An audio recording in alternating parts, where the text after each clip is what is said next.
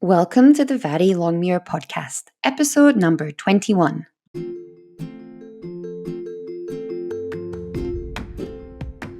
Welcome to the Very Longmere podcast, and as you may have guessed, I'm your host, Vari. Since stepping away from the 9-to-5 world back in 2009, I've been a creative director, illustrator, artist, business mentor, and coach to fellow creative types. The intention with this podcast is to offer a fresh perspective about what it really means to be a working creative. I'm offering simple strategies to add a little more joy to your days and sharing my own insights and lessons learned, often the hard way, from over a decade of being my own boss. Now let's get into today's episode. Hi guys, and welcome to this week's podcast. I hope you've had an amazing week. Last month, you might have remembered that I mentioned I was holding a live class here in Melbourne, all about goals, how to set them and how to get them done. The vast majority of my work is done online, just like this. I create this podcast at my home studio and I coach with my clients online over Zoom and via email. And I love this because it keeps my business super simple and really lean. And I've did this intentionally. I make it almost like a game to see how much ease and how much simplicity I can build into my business each and every day. This is the case when it comes to systems and to software. I know in the past that I've allowed myself to be completely overwhelmed by tech. And all this does really is stop me in my tracks. So I decided that I'm going to play this kind of game of being minimalist in my business. And it's also bled through into my life as well, where I've played this game to really pare back and make things as simple and easy as possible.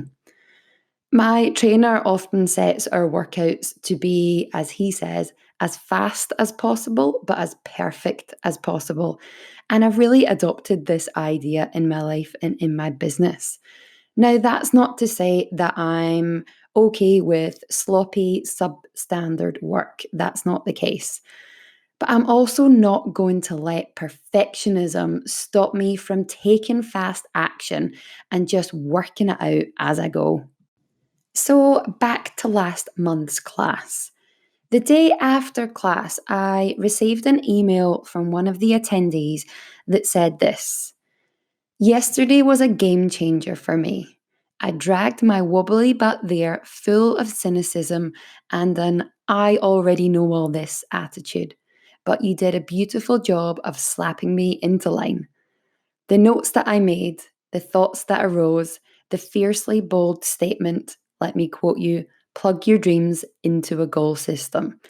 You are amazing. Thank you for sharing your talent and knowledge. I hope to be in touch again with you for a formal coaching session. There's more work to be done." Firstly, how amazing are real, authentic, genuine notes of appreciation? I try not to get too hooked into praise or criticism in any area of my life. But man, it's such a beautiful confirmation that this is, in fact, the work that I'm put on this planet to do when I receive emails like this one. The line that really struck me in this email was this: "I dragged my wobbly butt there full of cynicism and an I already know all this attitude, but you did a beautiful job of slapping me into line." Now, I'd say it was more of a gentle nudge into line, but either way, there was an impact, which is excellent. It got me to thinking about how we show up with cynicism in our lives. Cynicism is defined as an inclination to believe that people are motivated purely by self-interest. Now, I can recognize times when I've shown up with a whole heap of cynicism, and I can say that it comes from a place of fear and a place of doubt, which I've found is the core of most negative emotions. When we show up in this way, we've decided ahead of time that this isn't going to work, that this is essentially going to be a complete waste of our time. The I already know this attitude shows up for all of us as a way to keep us safe. Because if we tell ourselves that we already know it all, then we won't be called to try anything new. We won't have to get out of our comfort zone. We won't have to risk being exposed and potentially failing. Our brains do this because it wants to keep us safe. And I say it's our brains and not us because these are typically not conscious thoughts. These are just simply old patterns of thinking that our brains like to recall because it's easy and it takes less effort. And that's what our brains like to do. But here's what I want to offer you. Showing up with a cynical, skeptical attitude causes us to look around for evidence that we are, in fact, right. We all look all around us to prove that we are right and this is, in fact, a waste of our time. But this way of showing up blocks us from any new insight and any potential new perspective.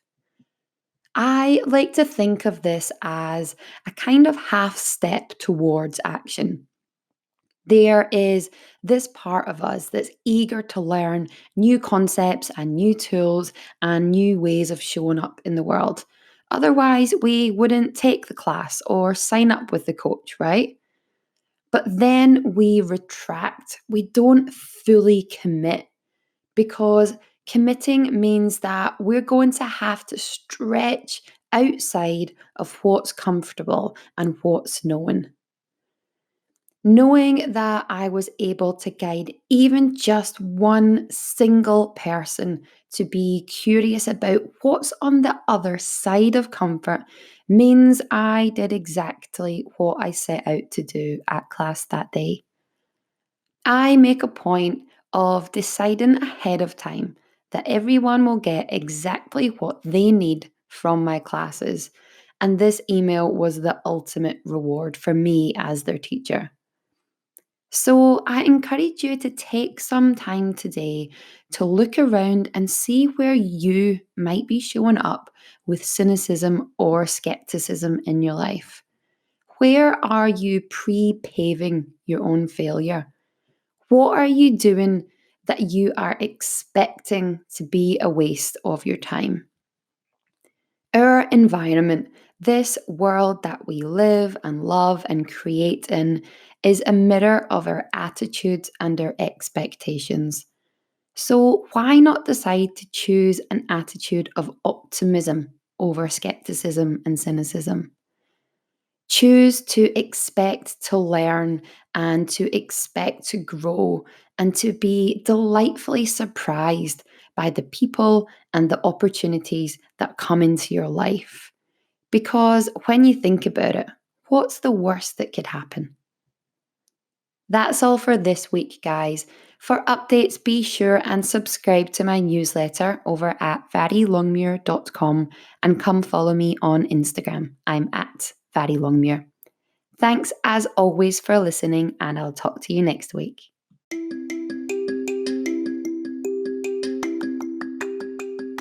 If you enjoyed this podcast and you're ready to dive in deeper to create a business and life with intention, I would love to chat with you.